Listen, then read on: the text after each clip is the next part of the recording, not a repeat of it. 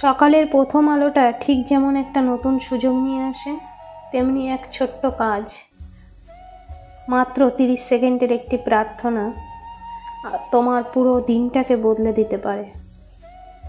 হ্যাঁ, শুধু 30 সেকেন্ড, কিন্তু যদি না করো তবে হয়তো তুমি মিস করে ফেলছো তোমার আশীর্বাদ, তোমার সুরক্ষা, তোমার শান্তি, যেটা প্রভু যীশু শুধু সেই প্রার্থনার মধ্য দিয়ে দিতে চান। প্রতিদিন সকালে তুমি যখন ঘুম থেকে ওঠো, সেটা কেবল একটা রুটিন নয়, তা এক যুদ্ধের শুরু। মন খারাপ, কাজের চাপ, শরীরের ক্লান্তি, অজানা ভয় আর সবার প্রত্যাশা,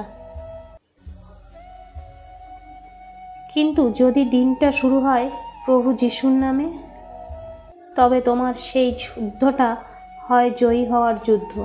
সেই জয়ের চাবি লুকিয়ে আছে মাত্র 30 সেকেন্ডের প্রার্থনায়। হে প্রভু যীশু, আজকের দিনটি তোমার হাতে দিচ্ছি। আমার মন যেন শান্ত থাকে, আমার পদক্ষেপ যেন ঠিক থাকে, আমার কথা, আমার কাজ, সব কিছু যেন তোমার ইচ্ছা মতো হয়। আমি জানি না আজ কি ঘটবে, কিন্তু জানি তুমি পাশে আছো। তুমি আমার পথপ্রদর্শক।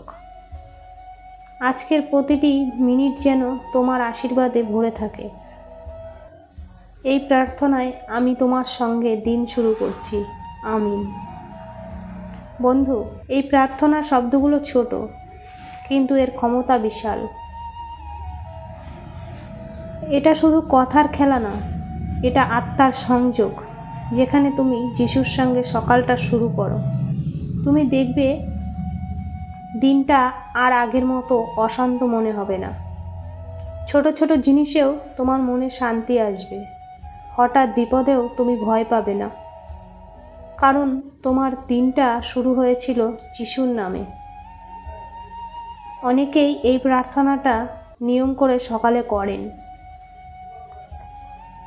তাদের জীবনে, তাদের মনোভাব, তাদের সিদ্ধান্তে একটা আলাদা স্পর্শ দেখা যায়, কারণ তারা জানে দিনের শুরুতে যদি যিশুর ওপর ভরসা না থাকে, তবে পথটা নিজের কাঁধে নিতে হয়, আর নিজের কাঁধ তো সীমিত। কিন্তু যখন তুমি যিশুকে বলো আজকের দিনটা তোমার, তখন সমস্ত সীমা, সমস্ত বাধা তোমার পক্ষেই কাজ করতে শুরু করে। হে যিশু, এই ভিডিওটা যারা শুনছে তাদের হৃদয়ে ছুঁয়ে দাও। তাদের দিনটা হোক তোমার আলোয় ভরা, তাদের ক্লান্ত মন হোক নবজীবনে জেগে ওঠা। তারা যেন এই ছোট্ট প্রার্থনাটা ভুলে না যায়, কারণ তাতে আছে জীবনের বড় আশীর্বাদ। তুমি আছো বলেই আমরা ভয় পাই না। তুমি পাশে থাকো, আমরা হেরেও জয়ী হই। আমরা আজকের দিনটি তোমার হাতে তুলে দিলাম। আমিন। বন্ধু, আজকের ভিডিও ভালো লাগলে কমেন্টে লেখো আজকের দিন যিশুর নামে শুরু করলাম। শেয়ার করে দাও এমন কাউকে যার সকালটা বদলে যাওয়া দরকার।